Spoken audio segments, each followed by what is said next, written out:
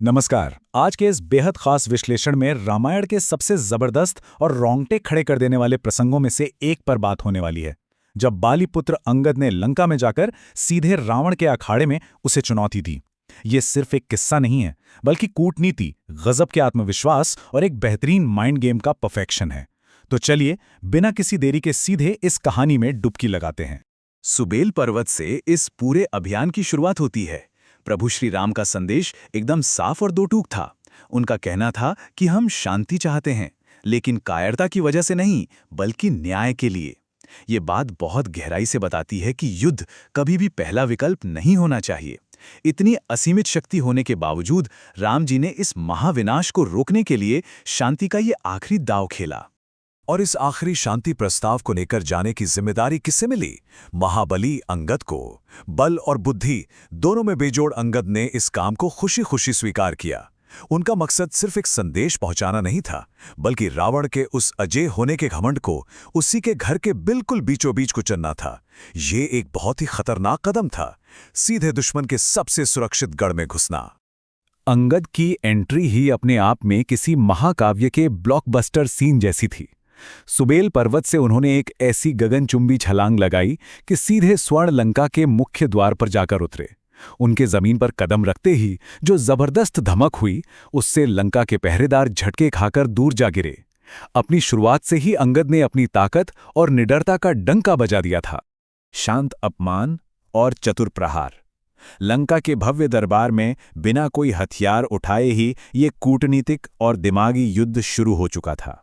रावण ने यहाँ एक बहुत ही छोटी लेकिन गहरी मनोवैज्ञानिक चाल चली। उसने राम के इस दूत को बैठने के लिए कोई आसन ही नहीं दिया। उसका इरादा बिल्कुल साफ था, अंगद को अपनी राक्षसी सभा के सामने नीचा दिखाना और उन्हें मानसिक रूप से तोड़ना। वो चाहता था कि दूत नीचे खड़ा रहे और वो खुद ऊंचे सिंहासन से उस पर हावी दिखे। खैर, वो भूल गया था कि वानरों की हाजिर जवाबी के सामने उसका ये अहंकार टिकने वाला नहीं था। जरा इस दृश्य की कल्पना कीजिए।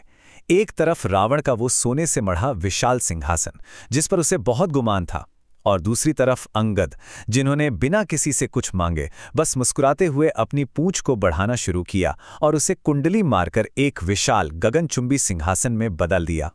हवा में उछलकर रावण के उस मुख्य सिंहासन से भी अधिक ऊंचाई पर बैठकर अंगद ने जो जवाब दिया, उसने पूरे दरबार की हवा ही बदल दी।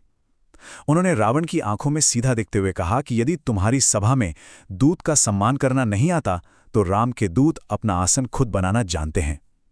ये एक ऐसा करारा तमाचा था जिसने सत्ता का पूरा संतुलन एक ही पल में पलट कर रख दिया। मनोवैज्ञानिक प्रहार।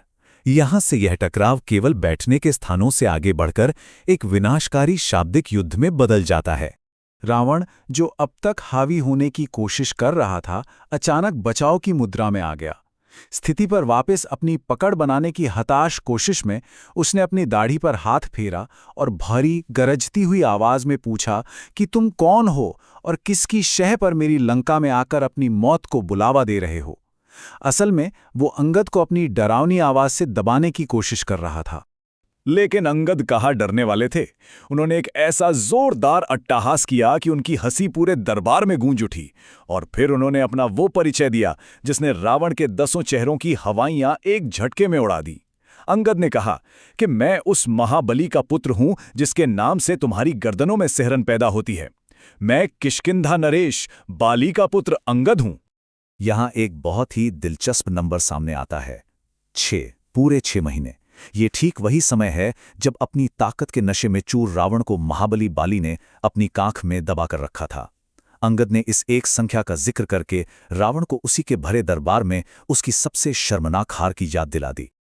अंगद ने बड़े ही मजेदार और तीखे अंदाज में पूरी सभा को बताया कि कैसे रावण को 4 समुद्रों की परिक्रमा कराई गई थी, कैसे वो उनकी माता के पालने में किसी खिलौने की तरह बंधा रहता था।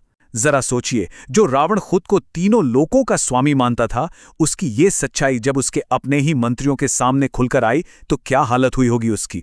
बाली ने रावण के उस अहंकार को पूरी तरह चकनाचूर कर दिया था, और आज अंगद ने उसी पुराने घाव पर फिर से नमक छिड़क दिया।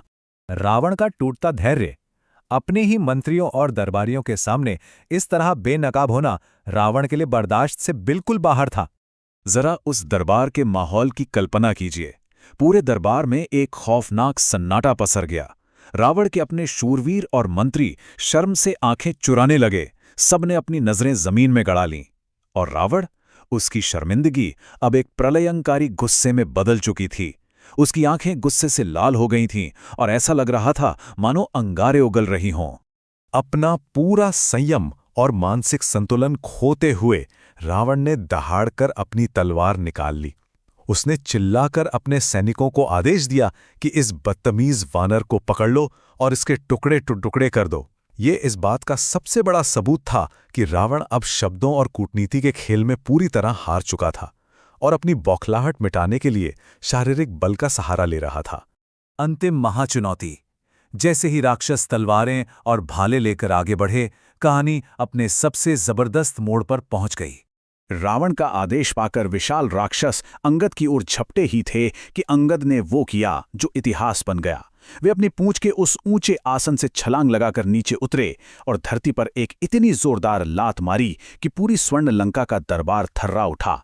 ये सिर्फ जमीन पर किया गया कोई प्रहार नहीं था, ये रावण की सत्ता की बुनियाद को हिला देने वाला एक महापराक्रम था। अपना दायां पैर जमीन पर चट्टान की तरह जमाते हुए अंगद ने एक ऐसी महागर्जना की जिसने सभी को सुन्न कर दिया। उन्होंने खुलेआम शर्त रख दी कि यदि पूरी लंका में किसी में भी दम है जो उनके जमे हुए पैर को जमीन से 1 इंच भी हिला दे, तो प्रभु राम बिना युद्ध किए अपनी सेना वापस ले जाएंगे और माता सीता को यहीं छोड़ देंगे। ये एक ऐसा पल था जिस पर यकीन करना मुश्किल है। एक अकेले दूत ने आने वाले पूरे महायुद्ध का दांव अपने एक पैर की मजबूती पर लगा दिया था। ये एक सर्वोच्च चुनौती थी। अंगद ने पूरी लंका की ताकत को अकेले ललकारा था। सारे राक्षस झटके में वहीं जम गए। पूरा दरबार स्तब्ध था।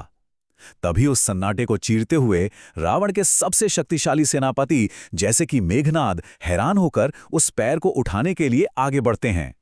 पूरा दरबार इस सस्पेंस में डूब गया कि क्या लंका की ये महाबली योद्धा अंगद का पैर हिला पाएंगे। इस रोंगटे खड़े कर देने वाले शक्ति प्रदर्शन के बीच एक बहुत ही रोचक सवाल जहन में आता है। बाली ने रावण को 6 महीने तक अपनी कांख में दबाकर रखा था। अगर आज बाली जीवित होते तो क्या प्रभु राम को रावण से युद्ध करने की नौबत ही आती? क्या लंका की पूरी शक्ति मिलकर भी बाली का सामना कर पाती? ये एक ऐसा विचार है जो इस महाकाव्य की शक्ति संरचनाओं को बिल्कुल एक नए नजरिए से देखने पर मजबूर कर देता है। इसी विचार के साथ आज के